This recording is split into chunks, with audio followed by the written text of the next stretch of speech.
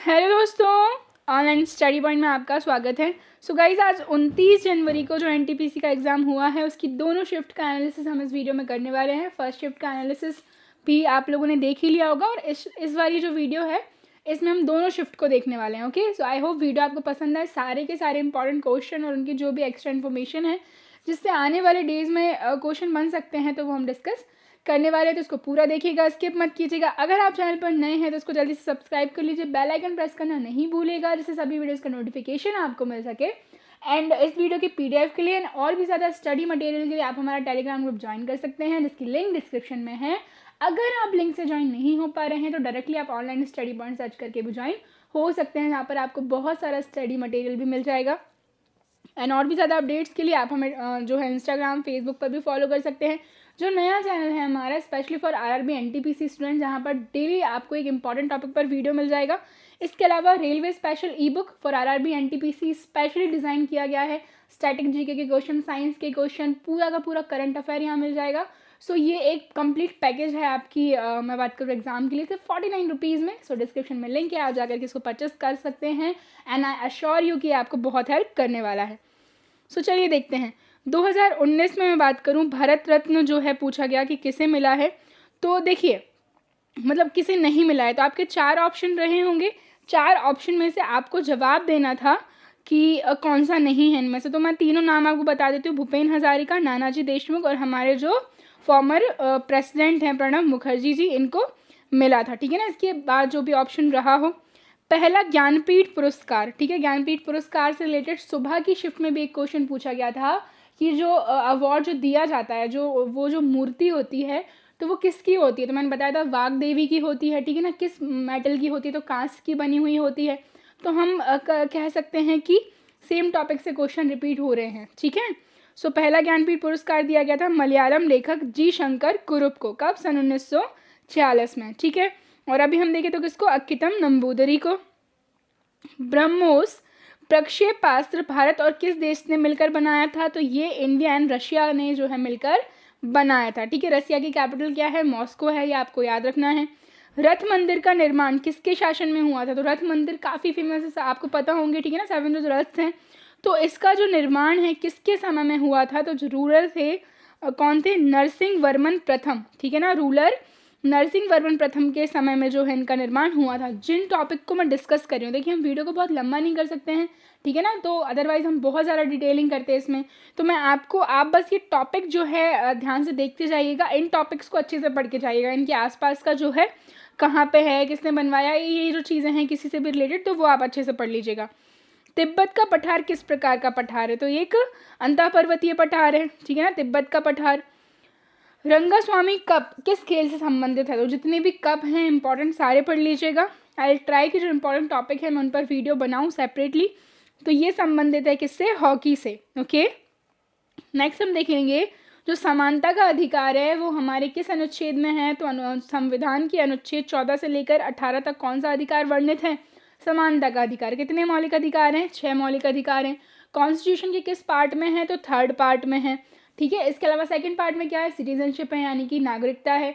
तो जो भी फंडामेंटल राइट से डेली क्वेश्चन बन रहे हैं। ठीक है ना। इससे पहले जो क्वेश्चन था वो आया था क्वेश्चन कि जो राइट टू प्रॉपर्टी है वो कौन सा राइट है, तो राइट टू प्रॉपर्टी अब एक लीगल राइट है, जबकि पहले वो क्या हुआ करता था, एक फंडामेंटल राइट हुआ करता था। By the 44th constitutional amendment 1978 में उसको क्या बना दिया है, एक लीगल राइट बना दिया है अंडर द आर्टिकल 300A। ये आपको याद रखना है। BHU बनारस हिंदू यूनिवर्सिटी जो है इसकी स्थापना कब हुई थी, तो 1916 में हुई थी। ठीक है ना, कब हुई थी, 1916 में हुई थी, मदन मोहन मालवीय जी के द्वारा करवाई गई थी। ठीक है ना, किसके द्वारा की गई थी, मदन मोहन मालवीय जी। ठीक है। आगे अगर हम बढ़े, कैबिनेट मिशन भारत कब आया था, तो 1946 में कैबिनेट मिशन भारत आया था।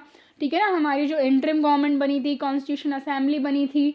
सो ये आपको याद रखना है। कैबिनेट मिशन से रिगार्डिंग 3 लोग थे इसमें, ये भी हमें याद रखना है। ठीक है। Pethick Lawrence, Stafford Cripps and AV Alexander, तीनों के नाम आपको याद रखने हैं। अब हम देखेंगे मनी बिल किस अनुच्छेद के अंतर्गत आता है, तो जो मनी बिल है वो किस अनुच्छेद के अंतर्गत आता है, तो आर्टिकल 110, 110 जो आर्टिकल है उसके अंतर्गत कौन सा बिल आता है, तो मनी बिल आता है। ठीक है। भीकाजी कामा जो है, ये मोस्ट इंपॉर्टेंट क्वेश्चन है, कई एग्जाम्स में पूछा गया है। जो मैडम भीकाजी कामा थी 1907 में उन्होंने कहाँ पर झंडा फहराया था, तो जर्मनी में। This is the most important question, ये आपको याद रखना है, ठीक है। देखेंगे मलेशिया की मुद्रा क्या है, तो मलेशिया की जो मुद्रा है वो क्या है, रिंगित। क्या है मलेशिया की मुद्रा, तो रिंगित है। इसके अलावा हम बात करें बहमनी राज्य की स्थापना किस सन में हुई थी, तो बहमनी की स्थापना 1347।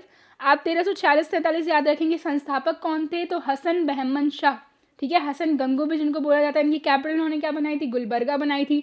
फिर फर्दर आगे जाकर के ये 5 पार्ट में डिवाइड हो जाता है, ठीक है ना, बीजापुर, गोलकंडा, अहमदनगर, बरार, बीदर, ठीक है, ये आपको याद रखना है। इसके कंटेम्प्रेरी एक और साम्राज्य था विजयनगर साम्राज्य, इन दोनों के बीच में हमेशा क्लैश रहता था रायचूर दोआब वगैरह को लेकर के।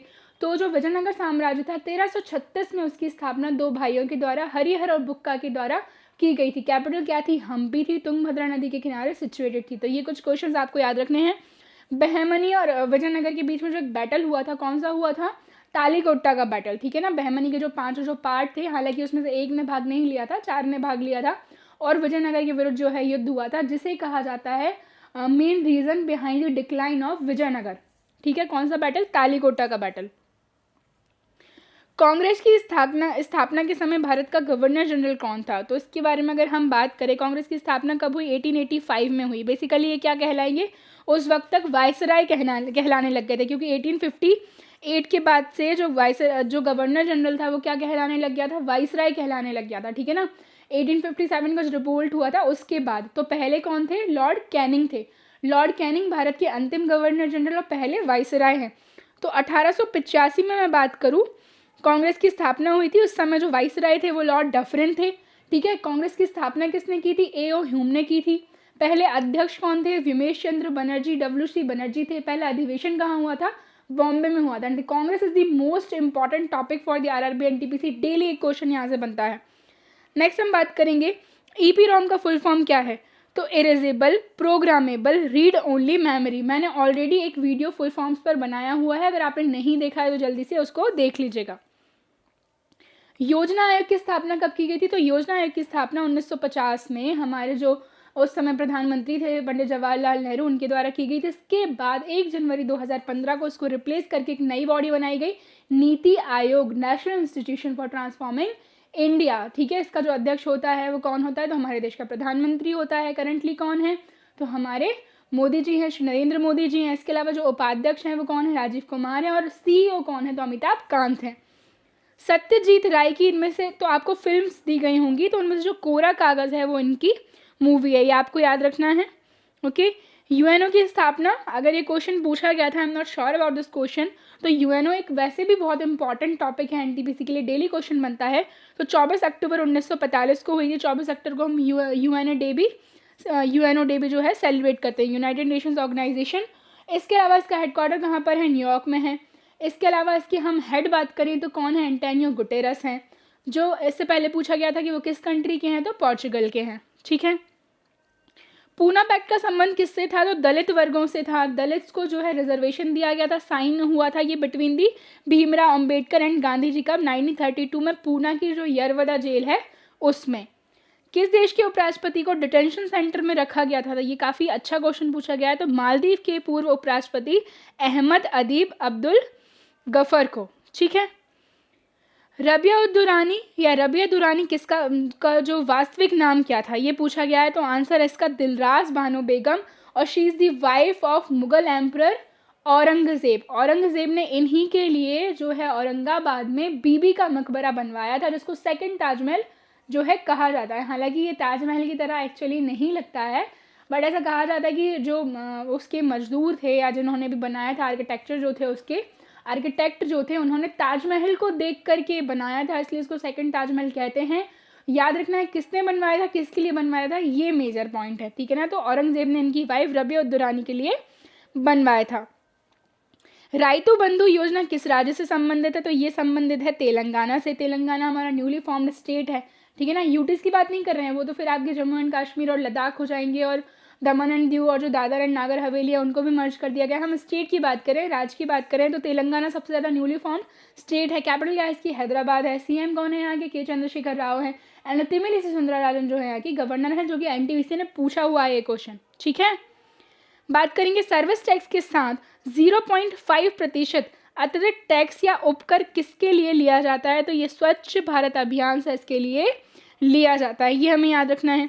अनुच्छेद 35A संविधान में कब जोड़ा गया था, तो 1954 में, मई 1954 में पंडित जवाहरलाल नेहरू जब प्रधानमंत्री थे उस समय। ठीक है, ये क्या है, जम्मू कश्मीर को एक स्पेशल स्टेटस जो है इससे प्रदान किया गया था। बारी दोआब किन दो नदियों के बीच में है, तो ये रावी और ब्यास नदी के बीच में, और रावी ब्यास जो है किसकी ट्रिब्यूटरीज हैं, तो किसकी सहायक नदियां हैं, इंडस की हैं। कौन कौन सी हैं, और रावी, ब्यास, सतलज, चेनाब, ठीक है ना, झेलम, 5 रिवर्स हैं जो इंपॉर्टेंट ट्रिब्यूटरीज हैं किसकी, इंडस रिवर की। ठीक है, कंबाइनली इनको पंचनाद बोला जाता है। पाकिस्तान में मिठानकोट के पास में जाकर के इंडस रिवर यानी कि सिंधु नदी से मिलती है। भारत के पूर्वी तटों पर कौन सी मिट्टी पाई जाती है, तो भारत के जो पूर्वी तट हैं, ठीक है, ईस्टर्न कोस्ट पे मिट्टी पाई जाती है, जलोढ़ मिट्टी, ये आपको याद रखना है। इसके अलावा हम देखेंगे हाथियों के इलाज के लिए पहला अस्पताल खुला है, ठीक है, यूपी में मथुरा में, ये क्वेश्चन मैंने आपको पढ़ाया था। सो नेक्स्ट क्वेश्चन देखेंगे, चंद्रयान-1 जब लॉन्च हुआ था उस समय इसरो के चेयरमैन कौन थे, तो जब चंद्रयान-1 को लॉन्च किया गया था 22 अक्टूबर 2008 को, उस टाइम पे जो इसरो के चेयरमैन थे वो जी माधवन नायर थे। ठीक है, इसरो की मैं बात करूँ तो Indian Space Research Organisation, headquarter इसका कहाँ पर, बेंगलोर में है। 1969 में इसको स्टैब्लिश किया गया था। करंटली डॉक्टर के शिवान जो है इसके चेयरमैन हैं। ओके, नेक्स्ट देख लेंगे, मेची नदी किसकी सहायक नदी है। ठीक है, थोड़ा सा टिपिकल क्वेश्चन पूछ लिया गया है ये, तो मेची नदी महानंदा जो नदी है इसकी क्या है, सहायक नदी है। ठीक है, इसके अलावा मैं बात करूं अम्लीय वर्षा में कौन सा जो है नहीं होता है, तो आपके जो भी ऑप्शन रहे हों बेसिकली SO2, NO2 ये जो हैं होते हैं, NH3 जो है उसमें नहीं होता है, तो ये आपको याद रखना है। ओके, नेक्स्ट हम देखेंगे जो रिंग वॉर्म है वो किसके कारण होता है, तो ये जो है एक फंगल इन्फेक्शन होता है, फंगस या फिर कवक के कारण। नेक्स्ट हम देखेंगे ज्ञानपीठ पुरस्कार जो विजेता होते हैं उनको जो मूर्ति भेंट की जाती है वो किसकी होती है, तो वाघ देवी की कांस्य की प्रतिमा जो है वो होती है। ओके, नेक्स्ट हम देखेंगे अगर मुझे थोड़ी सी जगह मिले तो मैं पृथ्वी को धकेल सकता हूँ, ये कथन किसका है, तो ये है आइंस्टीन का। 2020 तक RBI के कार्यकारी निदेशक कौन है, तो ये हैं M राजेश्वर।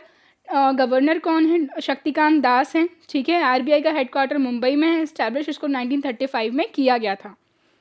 हॉट मिल की स्थापना 1996 में सबीर भाटिया के द्वारा की गई थी, और यूएनओ को शांति का नोबेल पुरस्कार दिया गया था 2001 में। ठीक है, यूएनओ से रिलेटेड बार बार क्वेश्चन पूछे जा रहे हैं।